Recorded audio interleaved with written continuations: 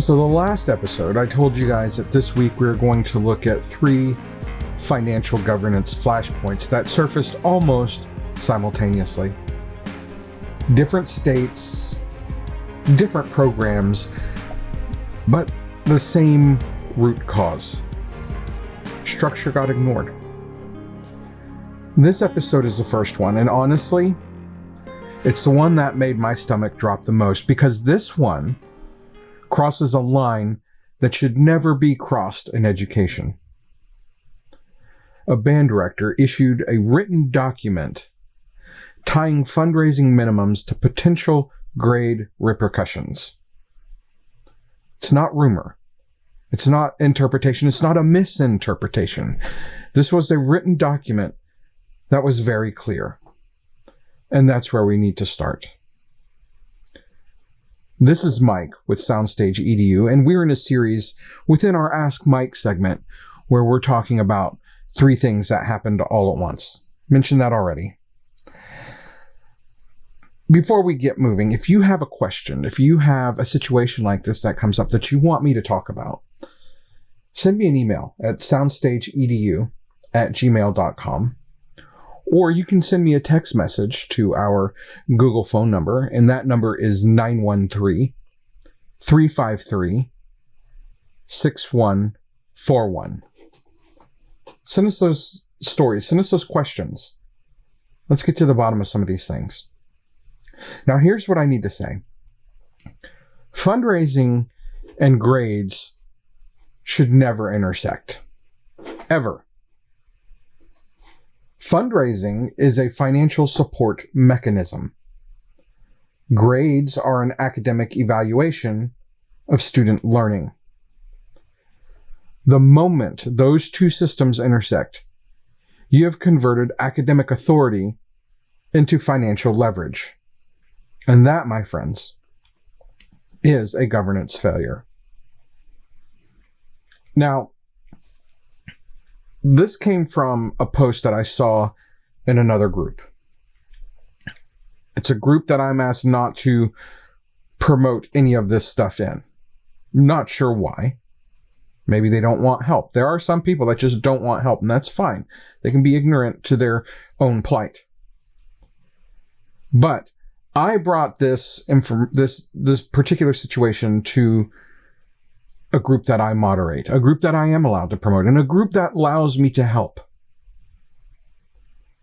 And I brought the same question to you guys because I wanted to get your reaction, to see what you would say.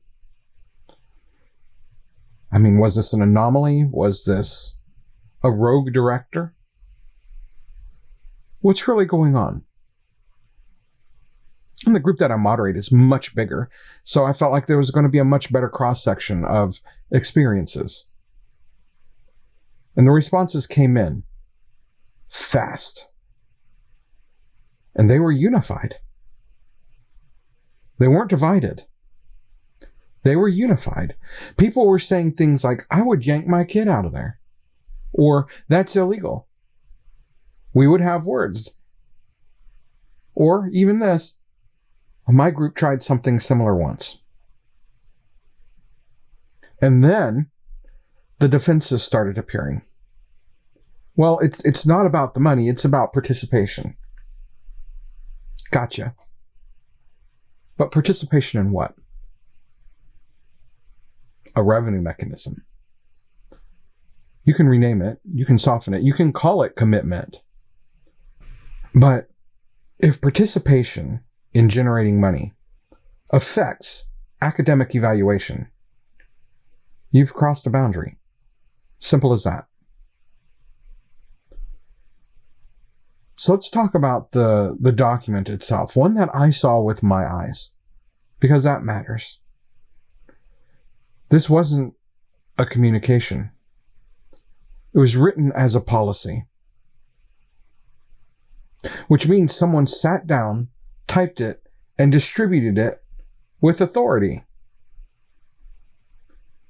And this is happening in a Title I school in California, a place where fundraising sensitivity is already extremely high because economic disparities are very, very real. So instead of protecting students from financial pressure, academic authority was used to amplify it. And that's not leadership. That's structural negligence.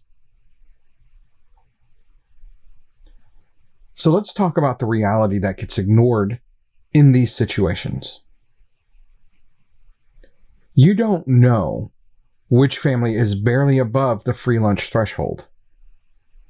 You don't know which parents can't sell at work. Which students might feel embarrassed asking relatives or their neighbors because they're in the same position they're in. You don't know which households are already choosing between extracurriculars and groceries. Fundraising assumes social reach. Academic grading assumes mastery of standards. And these two assumptions absolutely cannot ethically overlap. Because the moment they do, the moment we cross into that territory, a student's grade becomes partially dependent on a family's economic standing. And that is unacceptable.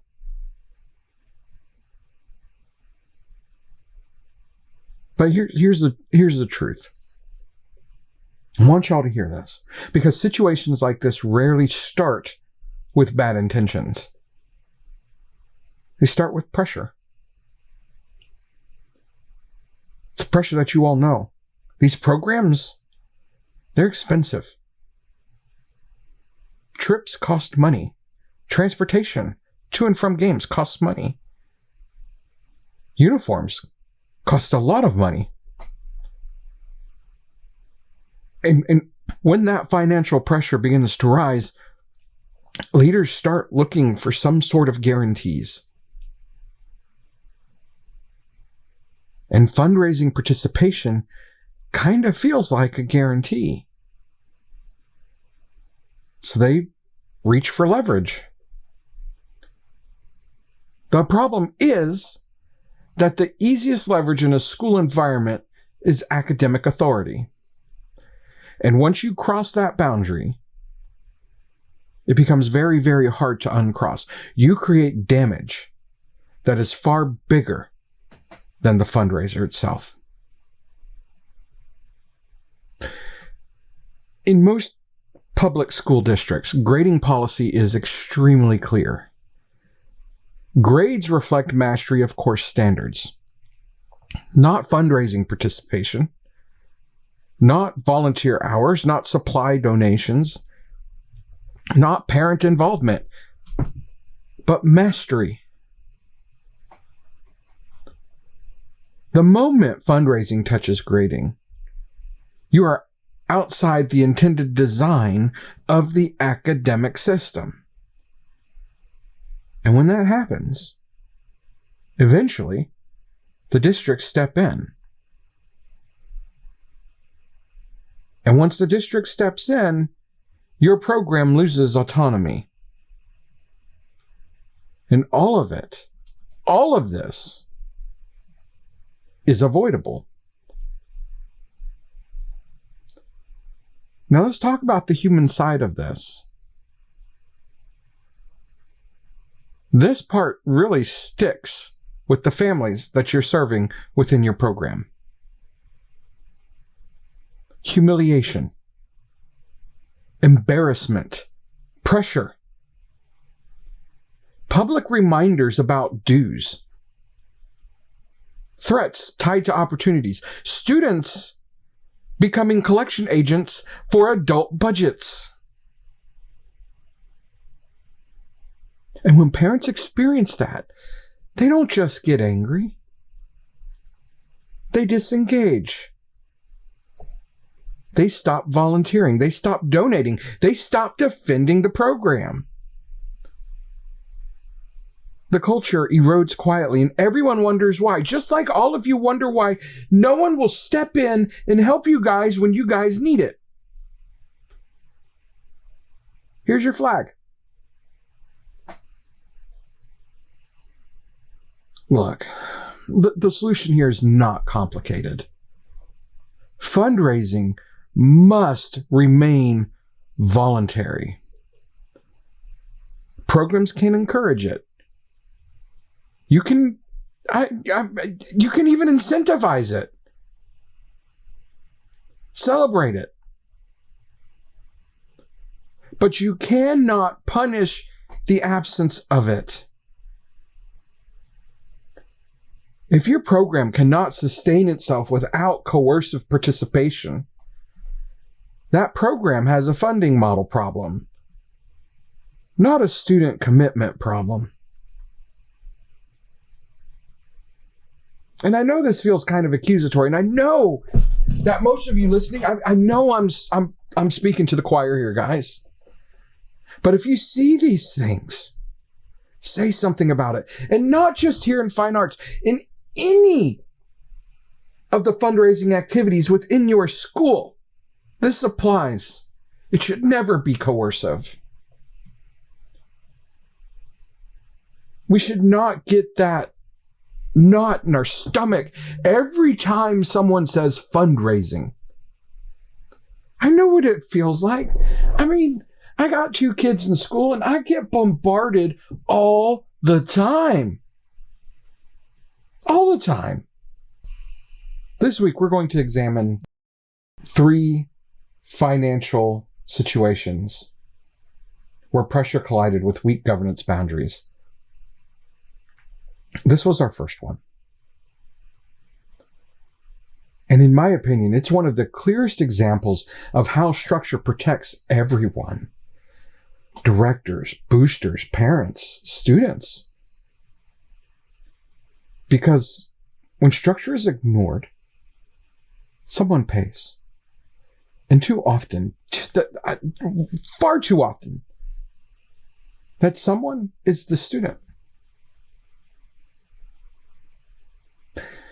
In our next episode, we're going to talk about a booster debit card, a rental truck, and a crash that could cost a nonprofit thousands of dollars.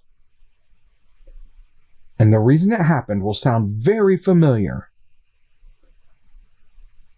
It'll be about structure, once again, being ignored.